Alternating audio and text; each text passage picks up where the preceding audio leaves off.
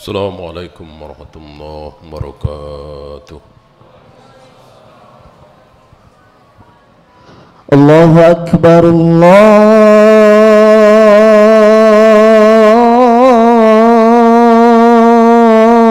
Akbar, Allahu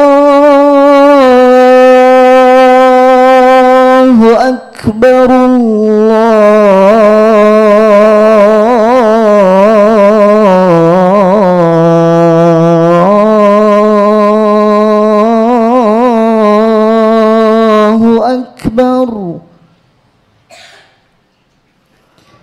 أشهد أن لا إله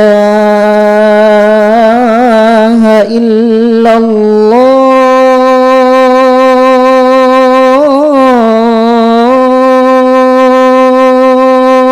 الله أشهد أن لا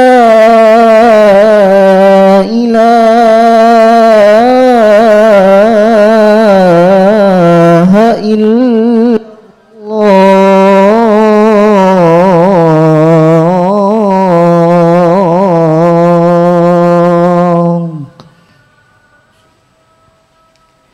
أشهد أن محمد رسول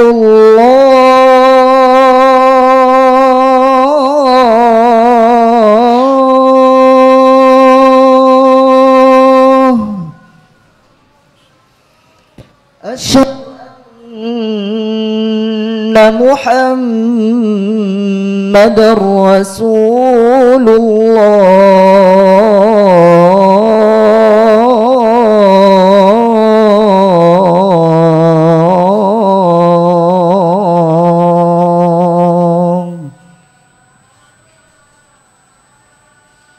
حي على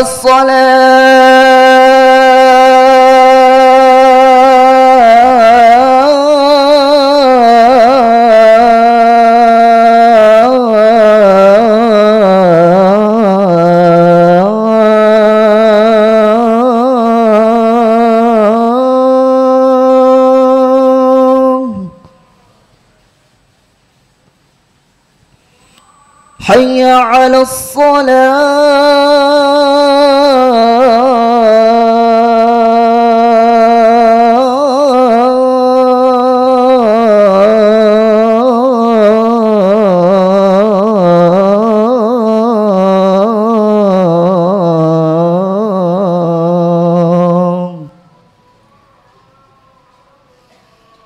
حي على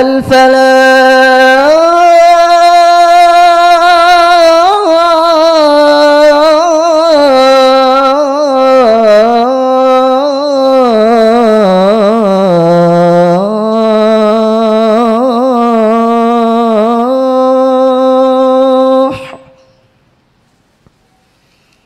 حي على الفلاح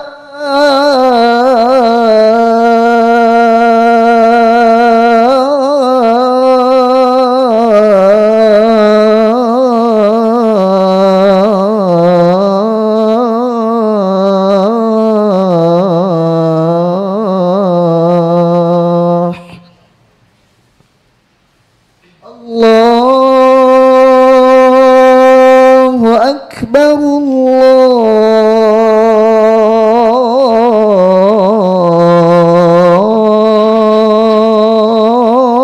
الله أكبر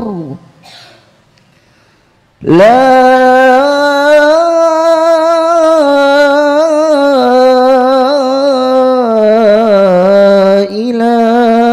إله إلا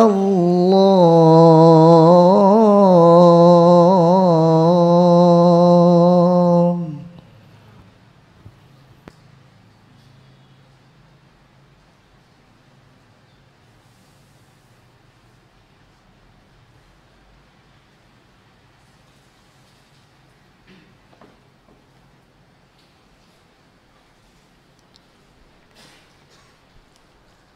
إن الحمد لله نحمده ونستعينه ونستغفره ونعوذ بالله من شرور أنفسنا ومن سيئات أعمالنا من يهده الله فلا مضل له ومن يضلل فلا هادي له أشهد أن لا إله إلا الله وحده لا شريك له وأشهد أن محمدا عبده ورسوله وبعد فإن خير الكلام كلام الله وخير الهدي هدي محمد صلى الله عليه وآله وسلم وشر الأمور محدثاتها فإن كل محدثة بدعة وكل بدعة ضلالة وكل ضلالة في النار.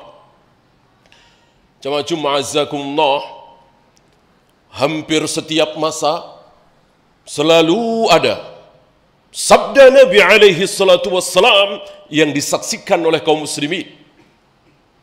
Beberapa bulan setelah Nabi wafat, Abu Bakar menyaksikan orang-orang yang disabdakan oleh Nabi alaihi salatu wassalam, beberapa lelaki yang mengaku sebagai Nabi dan orang-orang yang tidak mau membayar zakat. Abu Bakar wafat, kaum muslimin dipimpin oleh Umar. Umar menyaksikan satu manusia tabi'in terbaik yang disabdakan oleh Nabi SAW, Uwais Al-Qarni. Umar wafat, kaum muslimin dipimpin oleh Utsman. Utsman menyaksikan, justru mengalami sendiri apa yang disabdakan oleh Nabi ketika masih hidup. Utsman wafat, kaum muslimin dipimpin oleh Ali bin Abi Thalib. Ali bin Abi Thalib menyaksikan sekelompok anak muda yang disabdakan oleh Nabi, yang kata Nabi, hudatsaul asnan sufahaul ahlab. Umur mereka masih belia dan pemahaman mereka tentang Al-Quran buruk sekali, tapi mereka rajin beribadah. Dan Ali tidak ragu untuk memerangi, memusnahkan, membantai mereka, karena ini wasiat dari Nabi SAW. Begitu juga di zaman Muawiyah, begitu juga di zaman Umar bin Abdul Aziz, bahkan di zaman Syekhul Islam Ibn Taimiyah, beliau menyaksikan apa yang disabdakan oleh Nabi SAW, bahwa kaum muslimin diserang, diperangi oleh satu pasukan yang wajahnya bulat seperti tameng, matanya sipit, memakai sendal bulu. Entah berapa ratus ribu kaum muslimin yang dibantai oleh mereka. Insya Allah antum tahu siapa mereka. Kira-kira 5 hari yang lalu kita juga menyaksikan. 5 hari yang lalu kita menyaksikan apa yang disabdakan oleh Nabi SAW 1400 tahun yang lalu. La tattabi'unna sunana man kana qablakum shibran bi shibrin wa dhira'an bi dhira'in hatta law dakhalu juhra dabbin la dakhaltumuhu. Bahwa kelak kalian umatku di akhir zaman akan mengikuti kebiasaan Yahudi dan Nasrani. Walaupun yang dilakukan oleh Yahudi dan Nasrani ini sesuatu yang tidak waras, yang tidak masuk akal, yang gila. Apa? Masuk ke dalam lubang dob. Dob sering diterjemahkan dengan biawak, tapi saya kira terjemahan ini tidak pas. Karena dob yang ada di padang pasir sana memakan ranting-ranting dedaunan. Sedangkan biawak di negeri kita ini makan daging, makan ikan. Maka mengatakan biawak sekarang halal karena seperti dob terlalu buru-buru. Dob ini memiliki lubang-lubang yang dalam di padang pasir. Orang yang masuk ke dalam lubang dob tidak waras. Orang yang waras, sehat akalnya, nggak mungkin mau masuk ke dalam lubang dob. Nah, seandainya yang melakukan, yang masuk ke dalam lubang dob adalah Yahudi dan Nasrani, ladakhaltumuhu. Kalian umatku akan ikut-ikutan masuk juga. Saudara Rasulullah sallallahu alaihi wasallam, kita saksikan kebenaran sabda Nabi alaihi salatu wassalam 5 hari yang lalu. Perbuatan konyol, tidak masuk akal, tidak waras, gila, menyia-nyiakan akal. Apa? Jam 12 malam meniup trompet. Jam 12 malam membunyikan petasan, kembang api dan seterusnya. Akal siapa, akal waras siapa yang mau melakukan seperti itu? Kalau sore barangkali ya, kalau pagi barangkali, ini jam 12 malam. Manfaatnya apa? Saya tantang profesor, doktor manapun untuk menjelaskan apa manfaat dari meniup trompet, membunyikan petasan kembang api di jam 12 malam, malam 1 Januari. Ini membuktikan bahwa beliau betul-betul Nabi, betul-betul Rasul. Kita saksikan, dan ini salah satu contoh di antara puluhan, mungkin ratusan contoh bagaimana Yahudi dan Nasrani melakukan perbuatan yang gak masuk akal. Kita kaum muslimin ikut-ikutan. Apa hubungannya hari kelahiran dengan nyalain lilin? Sudah nyala ditiup lagi. Ini konyol, ini tidak waras, ini gila. Tapi karena Yahudi dan Nasrani yang melakukan duluan, kaum muslimin ikut-ikutan, ladakhaltumuhu, ikut melakukan itu, padahal nggak waras, padahal gila, padahal jelas nggak masuk akal. Coba kalau yang melakukan itu suku aborigin misalnya, yang melakukan itu suku-suku tertentu di luar Yahudi dan Nasrani, kaum muslimin tidak mengikuti. Tapi kalau yang pertama kali melakukan Yahudi dan Nasrani, ladakhaltumuhu. Shadaqa Rasulullah sallallahu alaihi wasallam. Kita semakin beriman, semakin yakin bahwa beliau betul-betul Rasulullah sallallahu alaihi wasallam. Aqulu qawli hadza astaghfirullah li wa lakum.